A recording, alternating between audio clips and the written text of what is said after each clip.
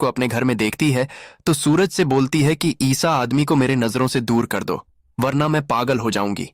जी हाँ दोस्तों, आज का प्रोमो में आप लोगों ने देखा होगा कि आकाश की वापसी हो चुकी है। जो मैंने आपको पहले बताया था कि आकाश की वापसी होने वाली है, आज फाइनली आकाश की वापसी हो चुकी है।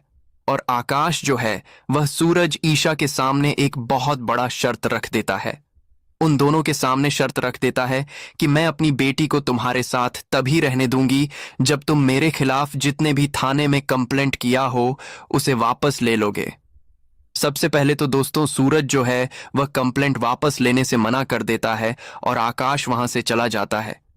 लेकिन दोस्तों आकाश जो है वह मिहिका का दिल जीतने की कोशिश करता है और उसे ऐसा दिखाता है कि उसका बाप सुधर गया है और उसे काफी ज्यादा प्यार करता है।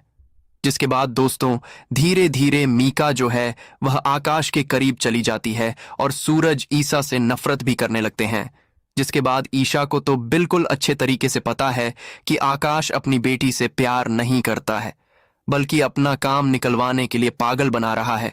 इसीलिए सूरज से बोलती है कि आकाश जैसा कह रहा है वैसा कर दो, वरना यह मीका की जिंदगी को बर्बाद कर देगा। लेकिन दोस्तों धीरे धीरे ईसा अपनी मेहनत का दम पर मीका के सामने आकाश की असली चेहरा को लेकर क्या जाती है कि तुम्हारा बाप तुमसे प्यार नहीं करता है, बल्कि आप बदला लेने के लिए तुम्हें मोहरा बना रहा है। इसके बाद मीका जो है वह फिर से आकाश से नफरत करना चालू कर देगी और आकाश को गिरफ्तार भी किया जाएगा, क्योंकि ईशा एक आईपीएस बन चुकी है और यह बात आकाश को पता नहीं था। तो लाइए दोस्तों जानते हैं आगे की कहानी के सब होने से पहले आज की कहानी में आपको क्या दिखाया जाएगा, क्योंकि ये सब तो बात की चीज है, पर आकाश की जब एंट्री हुई है तो आज की कहानी में आपको क्या दिखाया जाएगा, लिए आपको इसी बात को शुरू से समझाते हैं। सूरज और आकाश का हुआ आमना सामना। जी हां दोस्तों, सीरियल पति ब्रह्मचारी का आने वाला अपकमिंग ट्रैक बहुत ही ज्यादा इंटरेस्टिंग और धमाकेदार होने वाला है। आने वाले एपिसोड में कहानी के अंदर एक ऐसा ट्विस्ट देखने को मिलने वाला है जिसके बारे में शायद किसी ने भी सोचा नहीं होगा, क्योंकि अब कहानी में आकाश की वापसी हो चुकी है और आकाश के वापस आने के बाद सूरज और ईशा की जिंदगी में एक बार फिर से परेशानियां बढ़ने वाली हैं। दरअसल दोस्तों कहानी में अब देखने को मिलने वाला है कि जब मेहिका मार्केट से वापस घर लौटती है तो वह काफी ज्यादा डरी हुई नजर आती है। मेहिका के चेहरे पर डर साफ दिखाई देता है और उसे इस हालत में देखकर सूरज और ईशा दोनों ही काफी ज्यादा परेशान हो जाते हैं। सूरज लगातार यही सोचने लगता है कि आखिर ऐसी कौन सी बात हो गई है जिसकी वजह से मेहिका इतनी ज्यादा डर गई है।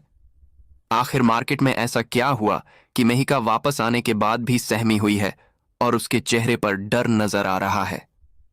सूरज मेहिका से पूछने की कोशिश करता है कि आखिर क्या हुआ है और वह इतनी ज्यादा डरी हुई क्यों है, लेकिन मेहिका की हालत देखकर सूरज को भी कुछ समझ नहीं आता।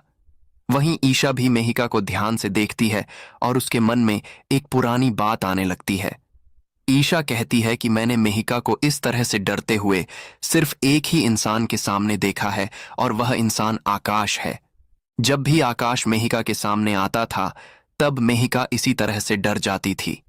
ईशा की यह बात सुनकर सूरज भी काफी ज्यादा हैरान हो जाता है। दोनों के मन में एक ही सवाल आने लगता है कि आखिर क्या आकाश वापस आ गया है, क्योंकि मेहिका के डरने का सबसे बड़ा कारण अगर आकाश है तो फिर कहीं ऐसा तो नहीं कि आकाश ने दोबारा उनकी जिंदगी में वापसी कर ली है। हालांकि सूरज और ईशा दोनों ही इस बात को मानने के लिए तैयार नहीं होते। उन्हें लगता है कि आकाश वापस कैसे लौट सकता है। इसी वजह से दोनों इस ख्याल को नजरअंदाज कर देते हैं और यह मान लेते हैं कि शायद मेहिका किसी और वजह से डर गई होगी।